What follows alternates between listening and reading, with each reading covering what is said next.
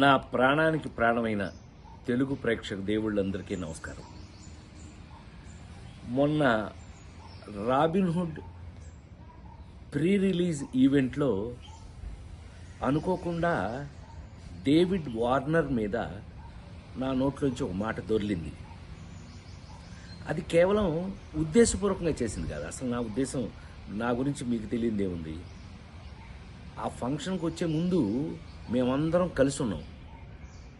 ఎంత అల్లరి చేశాము అని అంటే గనక, నితిన్ని అతన్ని మీరంతా నాకు పిల్లలు లాంటి వాళ్ళు అన్న అంటే గట్టిగా వాటేసుకుని, నేను మెదలకుండా ఉండకుండా, నువ్వు యాక్టింగ్ చేస్తున్నావు కదా, నువ్వు యాక్టింగ్లోకి రా, నీ సంగతి చెప్తానన్నా.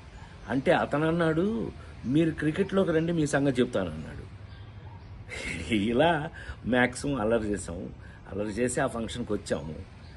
ఏది ఏమైనా I love David Warner. I love his cricket. David Warner love our films, love our acting. So మేము, నాకు తెలిసి ఒకళ్ళకి ఒకళ్ళు బాగా క్లోజ్ అయిపోయాం. ఏది ఏమైనా ఈ జరిగిన సంఘటన మిమ్మల్ని ఏదైనా మనసు బాధ పెట్టినట్టయితే, ఎవరినైనా తెలియకుండా, నేను నిజంగా ఉద్దేశపూర్వకంగా అన్నది కాదు కాబట్టి, అయినా కూడా ఐ ఫీల్ వెరీ సారీ. నేను మీ అందరికీ సారీ చెప్తున్నాను. అలాంటిది ఇంకెప్పుడు జరగదు, జరగకుండా చూసుకుందాం.